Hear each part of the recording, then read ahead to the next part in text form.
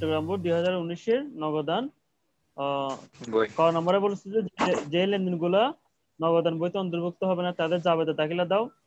খ নম্বর বলেছে নগদ প্রাপ্তি জাবেদা করো। গ নম্বরে যুক্ত তথ্যাবলীর আলোকে কি 3 গড়া নগদান করো। তাহলে আমরা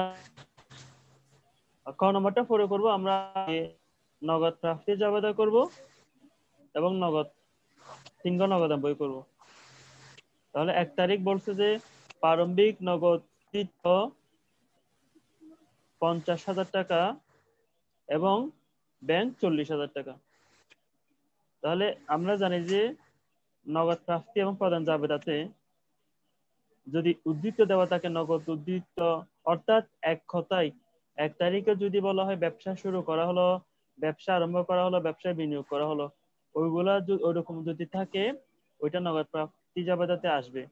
যদি উদ্ধৃত দেওয়া থাকে নগদ উদ্ধৃত, ব্যাংক উদ্ধৃত, নগদ জের, ব্যাংক জের, নগদ ব্যালেন্স, ব্যাংক ব্যালেন্স, ওরকম যদি দেওয়া থাকে সেটা আসবে না। তাহলে এই লেনদেনটা আমার খ নাম্বারে অর্থাৎ নগদ প্রাপ্তি জাবেদাতে আসবে না, প্রথম অপশন। জি স্যার। তাহলে সেকেন্ড স্টেপ হচ্ছে যে যদি আমরা 3 গড়া নগদান বই করি, 3 গড়া নগদান বইতে আমি দুইটা একসাথে বলতেছি, প্রাপ্তিটাও বলতেছি, সাথে সাথে আমি ওই নগদানেরটা বলে দিচ্ছি। তাহলে আমি যদি 3 গড়া নগদান করি, 3 গড়া নগদানের ডেবিট ব্যালেন্স বিডি বলে নগদে করে হবে 50,000, ব্যাংকের করে 40,000, দুইটাই ডেবিট পাশে। ঠিক আছে। জি স্যার। আর এটা যদি ব্যাংক জমা না ব্যাংক জমা অতিরিক্ত অথবা ব্যাংক উদ্ধৃত অথবা ব্যাংক ওভারড্রাফট এরকম যদি থাকতো তখন ব্যালেন্স বিডি দুই পাশে হতো। ডেবিট পাশে ব্যালেন্স বিডি বলে নগদের টাকাটা নগদে করে বসতো, একইভাবে ক্রেডিট পাশে সেম তারিখ দিয়ে ব্যালেন্স বিডি বলে ব্যাংকের টাকাটা ব্যাংকে করে বসতো। এই হচ্ছে কথা। 2 নাম্বার বলেছে 5 তারিখ, আর কি 5 তারিখ বলেছে পণ্য বিক্রয় নগদে 15,000 টাকা। পণ্য যেহেতু বিক্রয় করছি আমি টাকা পাবো, তা যদি পাই সে নগদ প্রাপ্তি জাবেদাই। তাহলে নগদ প্রাপ্তি জাবেদাতে এসে আমি ক্রেডিট হিসাব খাতে আগে প্রথমে তারিখের উপর তারিখ লিখবো। ক্রেডিট হিসাব খাতে লিখবো যে আমি টাকাটা কি কারণে পাইতেছি, রমজান বলো, টাকাটা আমি পাচ্ছি কেন? বিক্রি করে, পণ্য বিক্রয় বিক্রি করে। করছি। সে হ্যাঁ, যেহেতু পণ্য তাহলে তাই শুধু বিক্রয় লিখবো ক্রেডিট।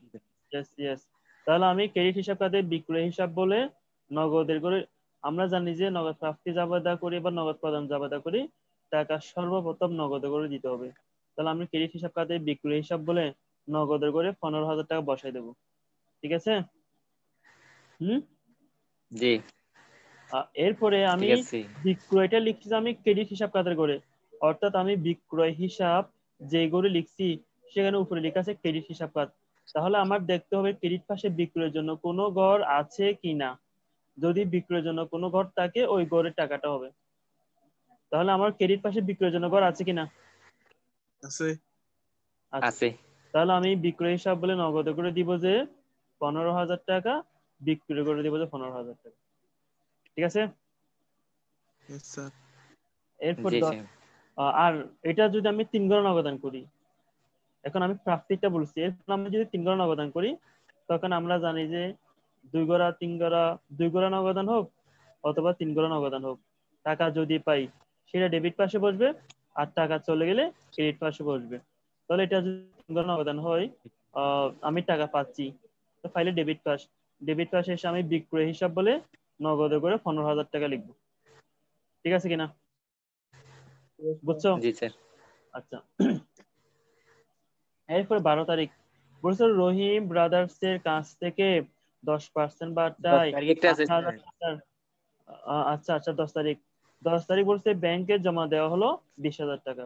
তাহলে আমরা জানি যে যে লেনদেন গুলো 2 গড়া ও 3 গড়া নগদান বইতে আসে না সেই লেনদেন গুলো নগদ প্রাপ্তি যাবে দেওয়া আসে না, প্রদান যাবে দেওয়া আসে না। এটা 1 নম্বর সূত্র।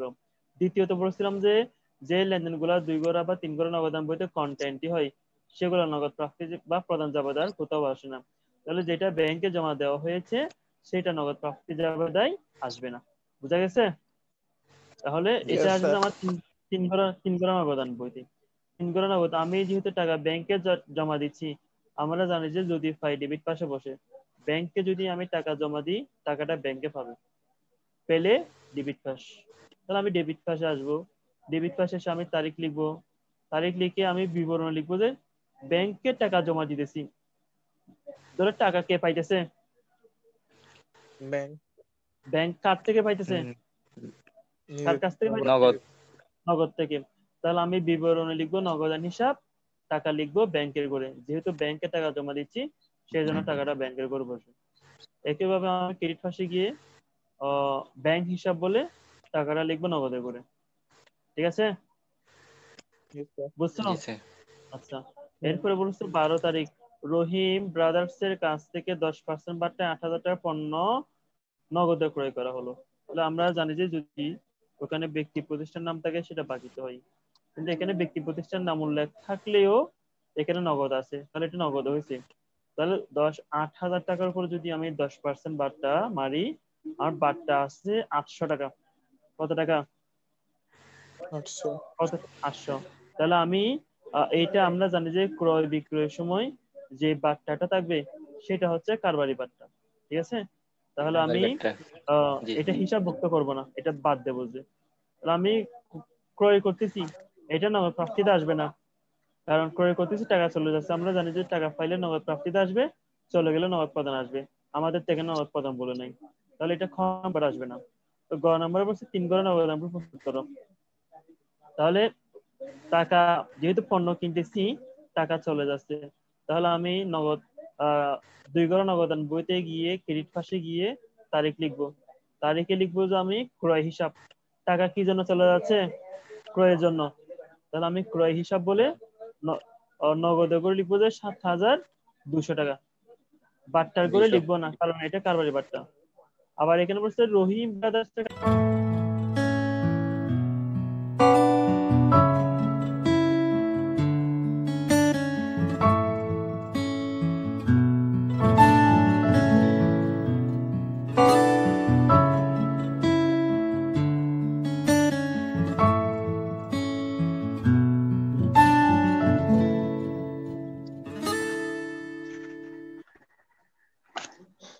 জুন মাসের 5 তারিখ নগদ পয়সা 1,000 টাকা এবং সেকেন্ড 2,000 টাকা নগদে ক্রয় করার কারণে নগদ টাকার হ্রাস পাচ্ছে এবং ক্রয় বৃদ্ধি পাচ্ছে, সুতরাং ক্রয় হিসাব হবে এবং নগদান হিসাব ক্রেডিট হবে।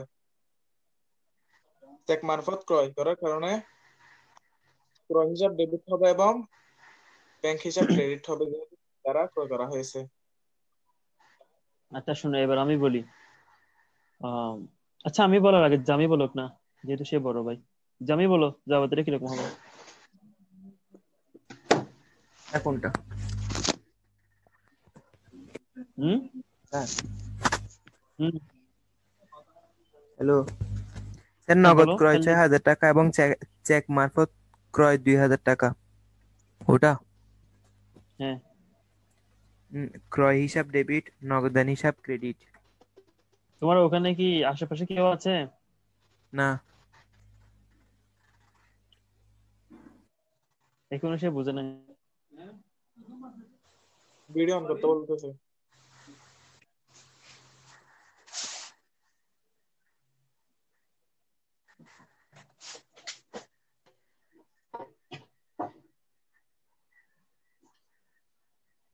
আচ্ছা আমি বলি, জামি বলতে হবে না, সে তাকে যখন একটা কথা বারবার বলতে হচ্ছে তাকে বলতে হবে না। শোনো তানবীর, পণ্য ক্রয় নগদে 6,000 টাকা, চেকে 2,000 টাকা।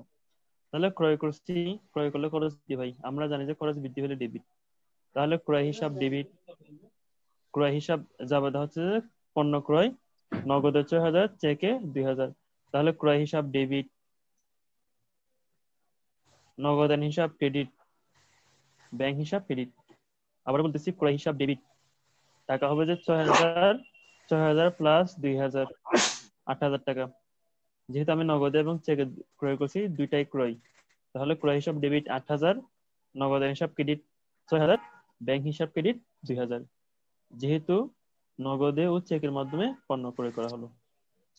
বুঝছো? বুঝছো কিনা? আচ্ছা, স্যার আমি দুইটা দুইটা বলে তারপর একসাথে করে দিয়েছিলাম যে। জি স্যার।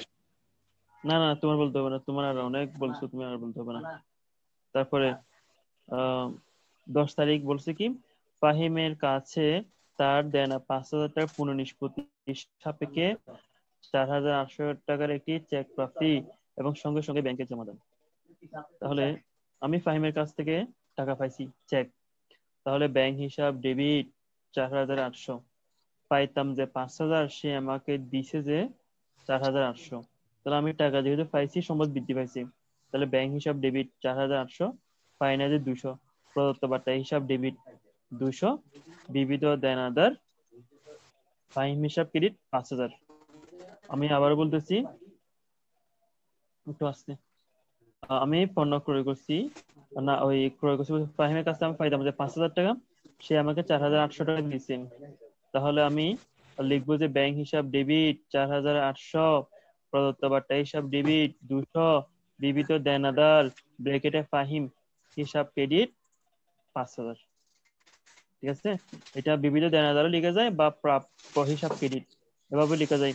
ব্যাংক হিসাব ডেবিট 4,800, প্রদত্ত বার্তা হিসাব ডেবিট 200, প্রাপ্য হিসাব ক্রেডিট 5,000। ঠিক আছে, বুঝছো? এরপর বলছো যে 29 করবে না তারিখ। স্যার, যে কথা বলবেন না অন্য মিউট করলে ভালো হবে, নাহলে সাউন্ড রিফ্রেশ আসছে। আচ্ছা, এরপরে বলতেছে 29 তারিখ। 29 তারিখ কি বলছে আমাকে? বললো যে কি স্যার কেন 30 তারিখ নাই তো? 29 তারিখ নাই, জাবেদাতে আছে না 5, 10, 29 ও 30। এরপর না 29 তারিখ এখানে বলছে আছে কি তো, মানে লেনদেনের মধ্যে নাই। 25, 30, 31 আছে, 31 আছে। এই যে আমি ঠিক আছে কিনা আর কথা কত কত জাবেদা করতে বলছে? আর 5, হ্যাঁ 10, বলো। 4টা আর কি, 5, 10, 29, 30। তাহলে রমজান 29 স্যার তারিখ 29 বলতেছে তারিখ দিয়ে কোনো লেনদেন নাই। 29 তারিখ দিয়ে কোনো লেনদেন নাই যে। ব্যাংক জমা দেখতে শুধু একটা নাই তোমার এখানে। এটা তো 30 তারিখ আছে। আগে মাঝখানে রেজাল্ট দিয়ে নিয়ে সমস্যা নেই স্যার, আমি কাট করে দিতে পারবো, কাট করে দিব আমি। আচ্ছা বলো, যাবে বলো, যাবে যেটা বলো। 29 তারিখেরটা নাকি 10 তারিখেরটা? 29 তারিখ। স্যার ব্যাংক জমা অতিরিক্ত সুদ 200 টাকা, তো তাহলে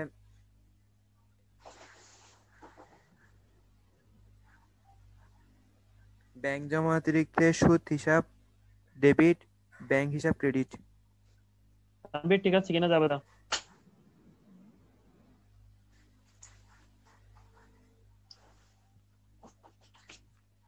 তানভীর যাবে ঠিক আছে কিনা? আমির মিউট কর, আর মিউট কর। আয় আয় বলো। ঠিক আছে স্যার। শোনো, বলছে ব্যাংক জমা অতিরিক্ত সুদ 200 টাকা পরিশোধ করছি, ব্যাংক জমা অতিরিক্ত সুদ। তাহলে ব্যাংক জমা অতিরিক্ত সেটা হচ্ছে আমার দায়। তাহলে ওই ব্যাংক জমা অতিরিক্ত সুদ সেটা আমার দায়, ওটা যদি আমি বাকি রাখি সেটা আমার দায়, আর পরিশোধ করলে এটা আমার খরচ। তাহলে আমি ব্যাংক জমাতে সুদ যেহেতু টাকাটা দিয়ে দিচ্ছি, আমার দায় হ্রাস পাচ্ছে বা কমে যাচ্ছে। আমরা জানি দায় হ্রাস পাইলে ডেবিট, তাহলে ব্যাংক জমা অতিরিক্ত সুদ হিসাব ডেবিট। টাকাটা আমি ব্যাংকের মাধ্যমে পরিশোধ, এখানে যেহেতু নগদে পরিশোধ করছে বা ব্যাংকের মাধ্যমে পরিশোধ করছে কিছু বলে নাই, যেহেতু এটা ব্যাংক রিলেটেড একটা লেনদেন, তাহলে আমি লিখবো যে ব্যাংক হিসাব ক্রেডিট। ব্যাংক জমা অতিরিক্ত সুদ হিসাব ডেবিট, যেহেতু দায় কমে গেছে, ব্যাংক হিসাব ক্রেডিট, ওইটা আমি ব্যাংকের মাধ্যমে পরিশোধ করছি, আমার অ্যাকাউন্ট থেকে টাকা চলে গেছে। ঠিক আছে, এরপর 30 তারিখ বলছে কি সাকিবের কাছ থেকে 5% বার্তায় 25,000 টাকার পণ্য ক্রয় করা হলো। 5% বার্তায় ক্রয় বিক্রয়ের সময় যে বার্তা, ওইটা হচ্ছে কারোর বার্তা, ওইটা হিসাবভুক্ত হবে না, ওটা সেটা দেখাইতে হবে না, তবে টোটাল টাকা থেকে বাদ যাবে। তাহলে 25,000 টাকার উপর যদি আমি 5% মারি, আমার বার্তা আসে কত?